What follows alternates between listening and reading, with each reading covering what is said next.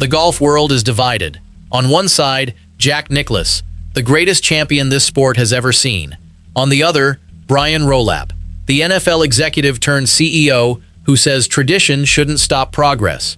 These two are now on a collision course that could change everything. It started at the Memorial Tournament, Jack's own event, his house. He stepped up to the microphone and didn't hold back. "I don't fully support what they're doing," he said. "The schedule is too crowded. It's a problem." He didn't mention Rolap by name. He didn't have to. The message was clear. When Jack Nicklaus speaks, the entire sport listens. But this isn't just another legend complaining about change. This is the face of golf, publicly questioning the man supposed to lead it into the future. And the rumor, the demand, that Rolap should step aside within 7 days. Nobody knows if it's real or just talk. But the fact people are even discussing it tells you everything about the tension right now. Why does this matter to you? Because what happens next will shape the PGA Tour for years, maybe decades. You clicked for one reason. You want to know what's really going on. Who is making these demands? What did Nicklaus actually say? And most importantly, can anyone stop him? Here's my take. Jack has earned the right to speak, but this isn't the 1980s. The game is different. The money is bigger. The pressure is higher. Who's right? The legend who built this sport? Or the executive trying to save it? That's what we're about to break down. If you agree with Jack, drop a comment. If you think Rolap is doing what's necessary, tell me why. And if you're not sure yet, stick around. Hit that subscribe button now, because this story is just getting started. Now, let's get into what actually happened. The Memorial Tournament isn't just any event. It's Jack's tournament. He built it. He hosts it. Every year, the golf world comes to Muirfield Village to honor the game and the man who defined it. So when Jack steps to a microphone at his own event, people listen. Not out of obligation, out of respect. This year, he used that platform differently. He started with concern. "I don't fully support what they're doing," he said, calm but direct. "The schedule is too crowded. It's a problem, and it will create bigger problems down the road." He wasn't shouting. When a man with 18 majors speaks softly, the world leans in. But here's what made those words sting. He wasn't just talking about a few misplaced events. He was talking about the entire direction of the tour, the identity of professional golf, the way players are being pushed like machines. And he was pointing directly at the man responsible, without saying his name. That man is Brian Rolapp. Rolap isn't a golfer. He came from the NFL.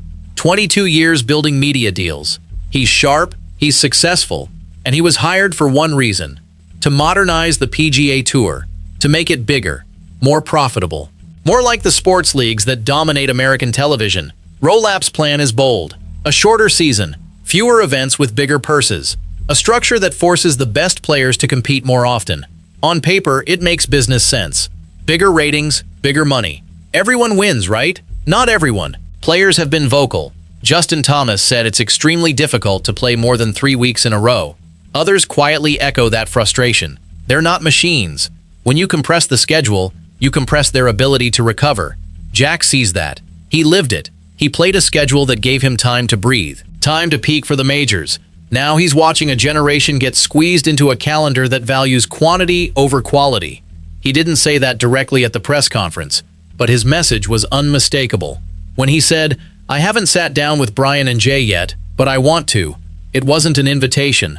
It was a warning from someone who knows when a ship is heading for rocks. Think about the weight of that warning.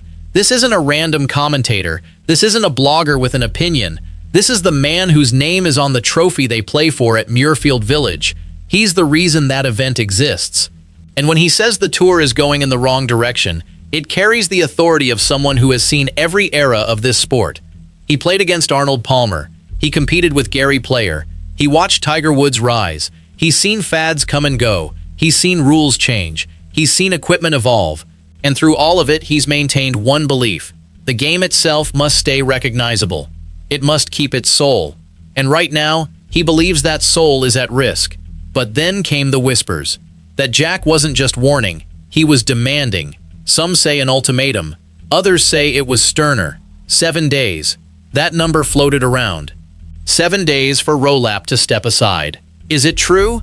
Nobody knows for sure. But the fact people are debating it tells you how tense things have become. This isn't a disagreement. This is a collision between two completely different visions. And Jack isn't just any critic, he's the most respected voice in the game. When he speaks, sponsors listen, players listen, executives listen. So now we ask the real question.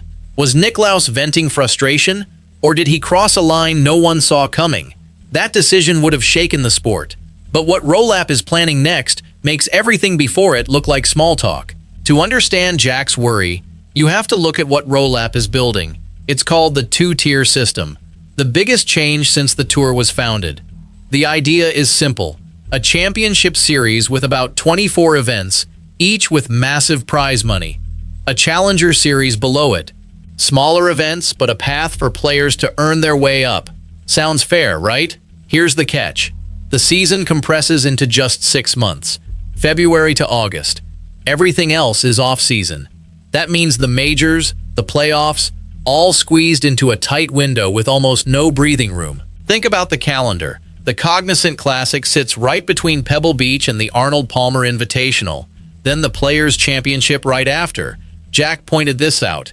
What chance does it have to stand out? It has no chance. He wasn't defending one tournament. He was defending the identity of every event that isn't a major. Golf is supposed to have rhythm. Events build towards the majors. Players peak at the right times. You don't throw everything into a blender. But Rolap sees it differently. He's said he won't be overly bound by golf's traditions. That phrase sent shockwaves.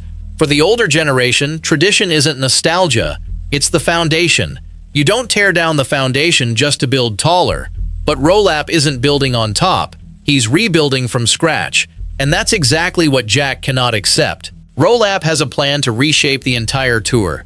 But reshaping it means going through the one man who helped draw the original blueprint. That man is Jack Nicklaus. You cannot overstate his weight. He didn't just win 18 majors. He finished second in 19 others. That's dominance. That's a dynasty. But his influence goes beyond trophies. He designed courses. He built Muirfield Village. He shaped how tournaments are run.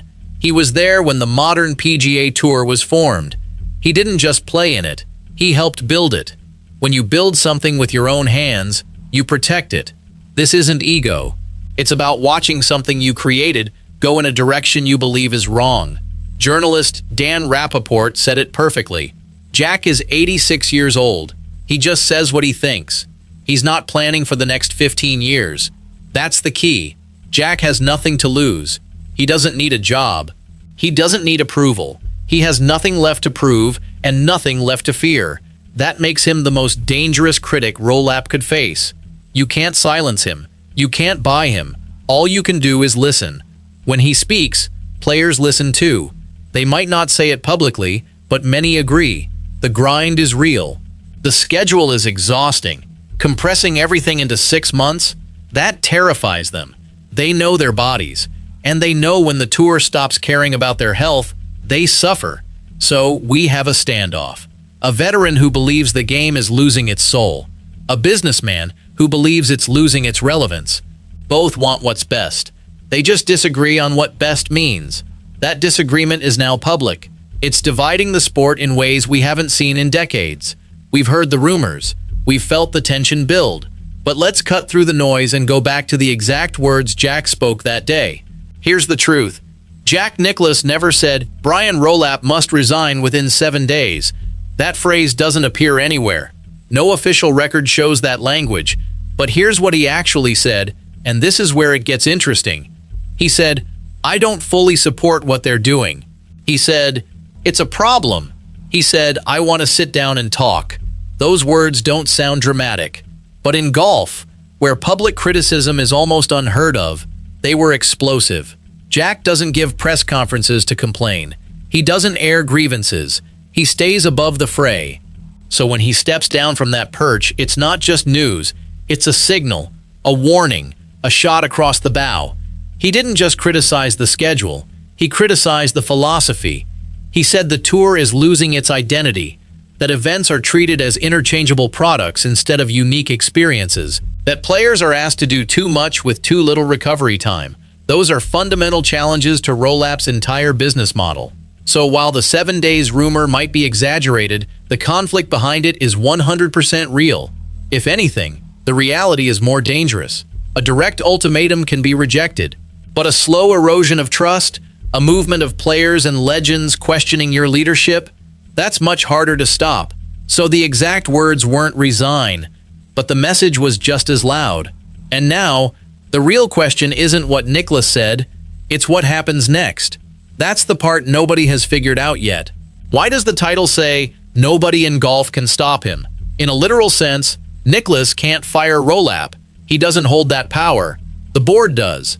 The players do. The sponsors do. So, nobody can stop him means he has the influence to make the CEO's life incredibly difficult. Influence is a different kind of power. It's the power to shape the conversation, to set the narrative, to make people question leadership. And in that sense, Jack is unstoppable. You can't put him in a corner. You can't tell him to be quiet. He earned his platform over 60 years of excellence. He will use it whenever he feels the sport he loves is being damaged. There's another layer. The Ryder Cup is coming to Ireland in 2027. Team USA is under pressure. They just lost at Bethpage Black in a chaotic, embarrassing display. Chemistry was broken. Leadership was questioned. Now, on top of that, the tour itself is in a leadership crisis. Players have to focus on winning abroad while dealing with uncertainty about what their tour will even look like in 2 years. That instability is poison. It affects performance. It affects morale. Jack knows that. He's seen tours struggle. He's seen leadership fail. He knows that when the house is divided, it cannot stand. So his criticism isn't just about the schedule. It's about the bigger picture, the health of the sport, the legacy of the game. And that's why this matters right now. We're not just watching a disagreement. We're watching a turning point. The PGA Tour is at a crossroads. One path leads to tradition and rhythm. The other leads to modernization and a tighter product. Both have risks. Both have rewards. But the path we take will be chosen by those in power. Jack is making sure that decision doesn't happen in silence. He's making sure the whole world is watching. Rolap can't stop Jack from speaking. Nobody can. But if nobody can stop the voice, who stops the changes? That's the part that keeps everyone in this sport awake at night. So what do we actually know? Jack publicly criticized the tour's direction. He called out the crowded schedule and the lack of consideration for player health. He didn't say resign, but he made it clear he does not support what Rolap is doing. He said he wants to sit down and talk. That conversation hasn't happened yet. When it does, it will be one of the most important meetings in golf history. It's not just two men talking.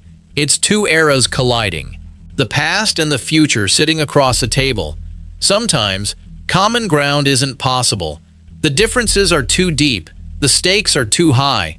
If Jack and Rolap cannot find a way to work together, the fallout will be massive. Players will take sides. Media will choose narratives. Fans will be divided. The PGA Tour will enter a period of uncertainty that could last for years. That's not good for anyone. But sometimes, conflict is necessary. Sometimes, you have to fight for what you believe in. And Jack is fighting. Not for himself. For the game he gave his life to. Think about what's really at stake here. It's not just about a schedule change. It's about whether golf remains a sport that values its history or becomes just another entertainment product. Jack is the guardian of that history. He's watched players come and go. He's watched trends rise and fall. And he knows that once you lose the soul of the game, you don't get it back. That's what's driving him. That's why he spoke up. And that's why he won't stop. So where does that leave us? It leaves us watching, waiting, wondering what happens when the legend and the executive finally sit down. Will they compromise? Will one walk away? Nobody knows. That uncertainty is exactly what makes this story so compelling. It's not over. It's barely begun. I gave you my take. Jack is fighting for tradition. Rolap is fighting for the future. But who do you think is right? Is Jack standing his ground or standing in the way of progress? Drop your comment below. And if you made it this far, you're the type of fan we want around here. Hit that subscribe button and turn on notifications. because when Jack and Rolap finally sit down, we'll be the first to cover it. Until then, one thing is certain: golf is changing, and the only question that matters now is, in whose hands will that change land?